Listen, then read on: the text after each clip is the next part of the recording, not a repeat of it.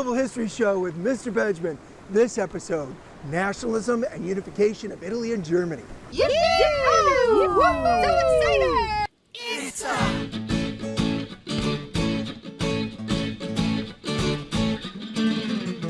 Global History Show. Learning targets for this video. I can explain how nationalism can have positive effects or negative effects. I could compare and contrast the impact increasing nationalism had on Austria-Hungary, the Ottoman Empire, Italy, and Germany. I could summarize how Mazzini, Cavour, Garibaldi, and Otto von Bismarck actions led to the unification of their countries. I could predict how the changes brought about by increased nationalism in the 1800s will affect historical developments in Europe. Knowledge is power, so let's get dangerous. Nationalism is the belief that people's greatest loyalty should be to a nation of people who share a common culture and history. Before the French Revolution, people were loyal to their king or to their empire. The French, in addition to spreading the ideals of the Enlightenment, spread nationalism. The French Revolution was motivated by liberté, égalité, and fraternité, which means freedom, equality, and nationalism, the brotherhood of the French people who share a language, a history, and a culture. People throughout Europe began to desire the creation of nation states. A nation state is when all of the people of a nation, people with a shared culture, language, and history, have one independent government with a territory and a way of life that can be defended from those of the rest of the world. The results of nationalism are sometimes positive and sometimes negative. Some positive results of nationalism include people within a nation overcoming their differences for the common good, the overthrow of colonial rule, development of democratic governments, competition among nations spurring scientific and technological advances. Some negative results of nationalism include forced assimilation of minority cultures into the majority culture, ethnic cleansing, such as in Bosnia and Herzegovina in the 1990s. The rise of extreme nationalistic movements like the Nazis. Competition between nations leading to war. In the 1800s, the multinational Ottoman Empire faced challenges from the various national groups in the empire. The Turks controlled the empire, which also contained national groups of Greeks, Slavs, Arabs, Bulgarians, and Armenians. In 1856, the Ottomans were pressured by the British and the French to grant equal citizenship to all people of the empire. A liberal group called the Young Turks wanted to strengthen the Ottoman Empire and end the threat of Western imperialism. In 1908, they overthrew the Sultan and took control of the government. The Young Turks supported Turkish nationalism. The new Turkish leadership did not follow the Ottoman tradition of respect for ethnic and religious diversity. When the Christian Armenians demonstrated a desire for self-rule based on their national identity, the Muslim Turks reacted with hostility. The Muslim Turks accused the Christian Armenians of plotting with Russia against the Ottoman Empire. Turkish troops killed tens of thousands of Armenians. At the start of World War I, the Armenians pledged support for the Turks' enemies. The Armenians were forcibly marched a great distance under poor conditions. Many Armenians died on the march. Many were lined up and shot on the march. 2 million Armenians were deported and over 600,000 died of starvation or were killed by Turkish soldiers. This is the Armenian genocide. It is considered the first of the modern genocides, and it precedes the Holocaust. The Ottoman Empire broke apart soon after World War I. The multinational Austrian Empire included Slovenes, Hungarians, Germans, Czechs, Slovaks, Croats, Poles, Serbs, and Italians. In 1866, Prussia defeated Austria in the Austro-Prussian War. Most of the German territories left to unite with Prussia and 21 smaller German states. The Austrian Empire was then split by the emperor into Austria and Hungary. Nationalist disputes continued, and after World War I, Austria-Hungary broke into several separate nation states. Nationalism can unite a national group from several different countries to form a united nation state. Unification of Italy. The Italians lived under the rule of several different states. When Napoleon Bonaparte invaded Italy during the Napoleonic Wars, French nationalist ideals helped to ignite Italian nationalism. Three leaders of Italian nationalism were Giuseppe Mazzini, Count Camillo Cavour, and Giuseppe Garibaldi. Mazzini was the mouth of Italian unification, Cavour was the mind of Italian unification, and Garibaldi was the muscle of Italian unification. Giuseppe Mazzini formed Young Italy nationalist movement in 1831. His writings and speeches inspired Italians from many territories to desire unification. Italian nationalists looked to the largest Italian state, the Kingdom of Piedmont Sardinia, for leadership. The kingdom adopted a liberal constitution in 1848 that many middle-class Italians supported. In 1852, Sardinia's King Victor Emmanuel II named Count Camillo de Cavour as his prime minister. Cavour would use Sardinia's location between France and the Austrian Empire to form a series of alliances, which would allow Sardinia to gain Italian territory from both France and Austria. Cavour allied secretly with France against Austria-Hungary, which ruled over many Italian territories. Cavour then provoked a war. Sardinia succeeded in taking all of northern Italy except Venetia. Cavour secretly helped Italian nationalist rebels in southern Italy fight against France, who controlled much of southern Italy. In 1860, the Red Shirts, an Italian nationalist army led by Giuseppe Garibaldi, captured Sicily. Garibaldi's forces continued the conquest north in the Italian peninsula. Garibaldi then, in an agreement negotiated by Cavour, gave the conquered lands to King Victor Emmanuel II of Piedmont Sardinia. In 1870, Austrian territory Venetia was added to Italy. The Papal States were then conquered and made the capital of Italy.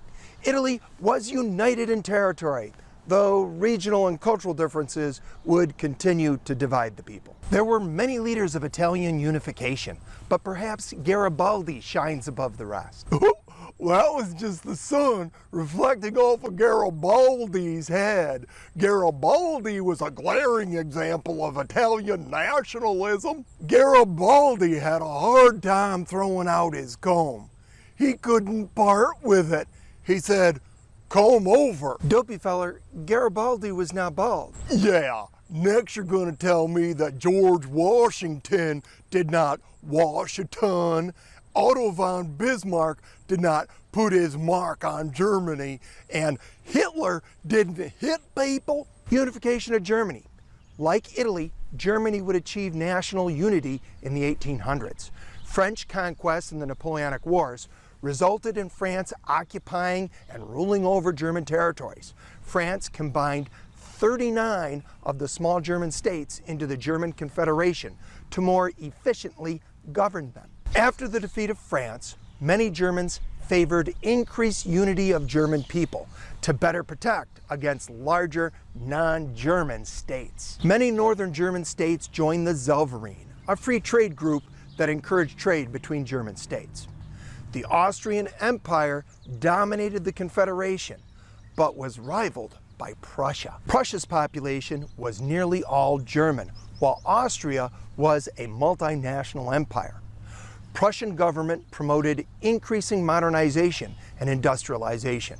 Prussia's strong industrial economy was utilized to build the strongest and most modern army in Europe. In 1861, Wilhelm I inherited the throne of Prussia, becoming the king. Germany had a liberal constitution and a parliament. When Parliament refused Wilhelm I money for reforming the army, Wilhelm appointed a conservative member of the landowning class, Otto von Bismarck, as his prime minister. Otto von Bismarck will be the architect of German unification. Bismarck was a master of realpolitik, or power politics. This approach to politics ignores most idealism and focuses on reality, or how much force a government can assert. Otto von Bismarck wrote, "It is the destiny of the weak to be devoured by the strong." Bismarck declared that he would rule without the consent of Parliament, in violation of the Constitution. Bismarck made his most famous speech in which he said, "It is not by means of speeches and majority results that the great issues of the day will be decided, but by blood and iron." By this, Otto von Bismarck was saying that he would unite the German people through war. I will unite Germany with kitten and puppy dog tails. No, no, no. Rainbows and birthday wishes. No. With unicorn tears and bags? No. With blood and iron. Yeah, that's the one. In 1864, Bismarck allied with Austria and went to war against Denmark to win two border provinces that had German populations, Schleswig and Holstein. It was a quick victory, and Prussia governed Schleswig while Austria controlled Holstein. The 7 Weeks' War. Bismarck looked for a way to get the rest of the German states to choose to join Prussia instead of joining with Austria. Bismarck provoked a war with Austria over border conflicts between Schleswig and Holstein. Austria declared war on Prussia, known as the 7 Weeks' War. Prussian superior weapons and training led to victory, and most of the German states joined Prussia, so that Prussia now controlled all the northern German states. The Franco-Prussian War. A few southern German states remained independent of Prussian control. Religious differences divided the South from the North, with the Northerners being mostly Protestant and the Southerners being Catholic. Otto von Bismarck looked to create a common enemy to unite the two. Otto von Bismarck changed a diplomatic letter from the King of Prussia to the French ambassador to make it sound like an insult to the French. In response to the insult, the French declared war on Prussia. The southern German states joined with Prussia in the fight against France. The united German states, led by Prussia, won the war. Wilhelm I of Prussia was crowned Kaiser, or Emperor, in the French Palace of Versailles. This united German Empire was called the Second Reich. The Holy Roman Empire was the First Reich, and Adolf Hitler will later call the Nazi-led German Empire the Third Reich. How did Otto von Bismarck tour Germany after it was unified? He took his automobile on the Autobahn. Back when Napoleon Bonaparte was defeated at the end of the Napoleonic Wars, the Congress of Vienna had created a balance of power to prevent future wars.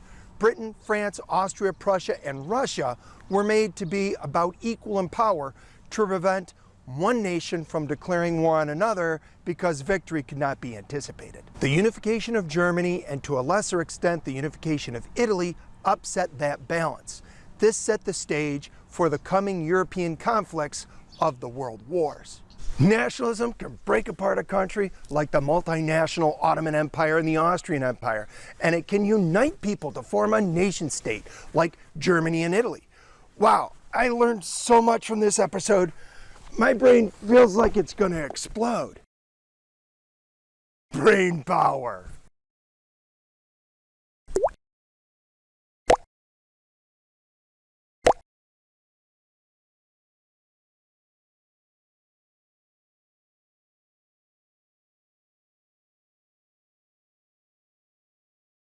Italy!